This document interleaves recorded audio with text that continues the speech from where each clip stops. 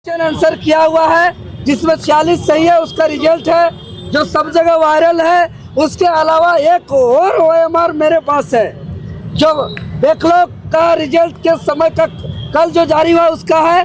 वो रिजल्ट में मात्र 32 ही उसमें आंसर किया हुआ है, जिसमें से 15 गलत है, 17 सही है। उसके बावजूद वो रोल नंबर आज रिजल्ट पर है।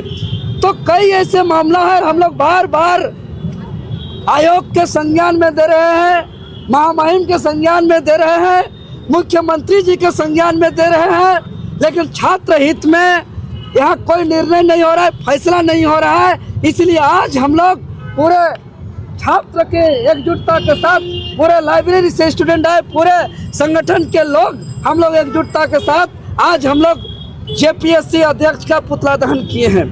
और इस पुतला दहन के माध्यम से हम बताना चाहते हैं, क्योंकि हमारा एक बयान को दूसरी तरफ मोड़ करके विवादित करने का प्रयास किया जा रहा है।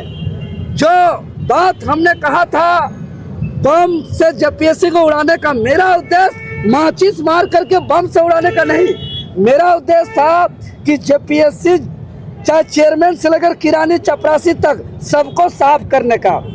क्योंकि हम लोग आंदोलन के माध्यम से कई बार JPSC का चेयरमैन को बदला है, कई बार JPSC के सचिव को बदला है, लेकिन JPSC में गड़बड़ी बंद नहीं हुई, कम नहीं हुई। यानी कि JPSC के सारे लोग, सचिव चेयरमैन से लेकर किरानी स्टाफ तक सभी का सभी भ्रष्ट है। सभी को वहां से हटाया जाए, JPSC को क्लीन किया जाए, JPSC को साफ किया जाए और UPSC की निगरानी में झारखंड PCS का परीक्षा हो। मेरा उद्देश्य ये था, इसीलिए JPSC को साफ करने का हमने बात कहा था। वो बम से उड़ाने का मेरा उद्देश्य नहीं था, लेकिन उस उद्देश्य को भटकाने का प्रयास किया गया है। और आप लोग के चैनल से हम बताना चाहते हैं, विद्यार्थी आज मजबूर है।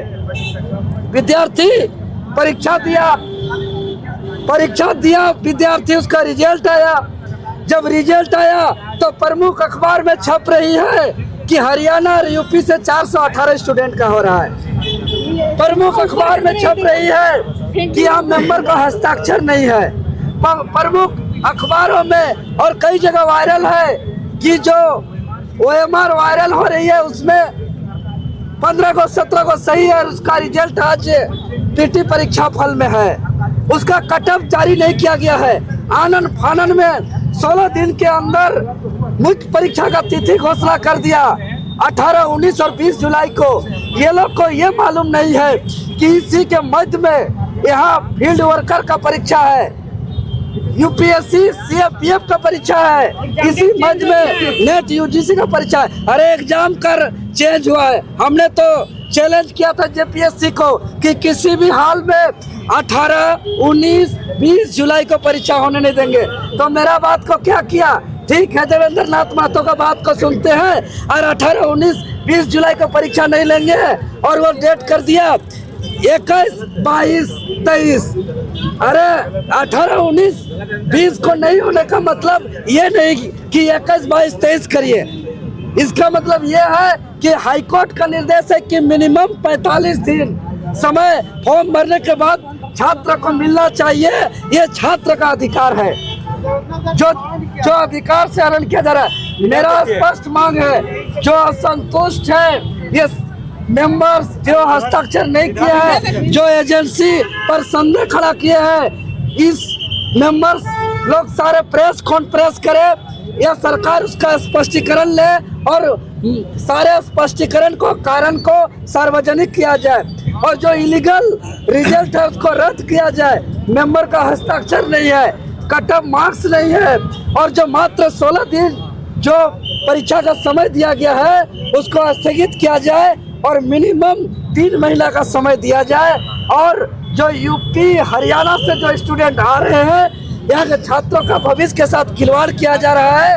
इस पर JPSC में काहे विरोध करे, काहे पुतला जलाए? आज झारखंड की राजधानी रांची के हृदय स्थली परमवीर शहीद अल्बर्ट एक्का चौक में झारखंड लोकतांत्रिक क्रांतिकारी मोर्चा के बैनर तले जेपीएससी अध्यक्ष एल खंगते का पुतला दहन किए।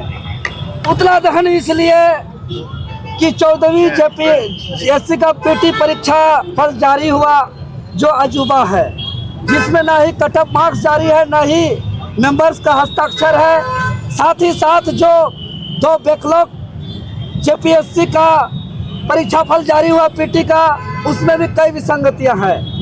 आज हम लोग इससे पूर्व जेपीएससी को हम लोग ने अवगत कराया है प्रेस कॉन्फ्रेंस के माध्यम से। महामहिम राज्यपाल जी को हम लोग मुलाकात करके अवगत कराया है जेपीएससी के विसंगतियां के बारे में। महामहिम राज्यपाल जी तुरंत ऑन द स्पॉट हरा कलम चलाते हुए सिग्नेचर करते हुए कहा कि इसको तुरंत फॉरवर्ड किया जाए, लाखों बच्चों का भविष्य का मामला है। अगर प्रतिष्ठित अखबार पर ये आता है कि 50 अनारक्षित सीट में 418 हरियाणा और यूपी का है, रिजल्ट में किसी भी मेंबर्स का हस्ताक्षर नहीं है, तो सबसे बड़ा सवाल कि ये कोई चपरासी और किरानी से ये बात बाहर नहीं निकला है। इसलिए आखिर ये बात कौन बाहर निकाला आयोग से, इसका जांच होना चाहिए। और जो वायरल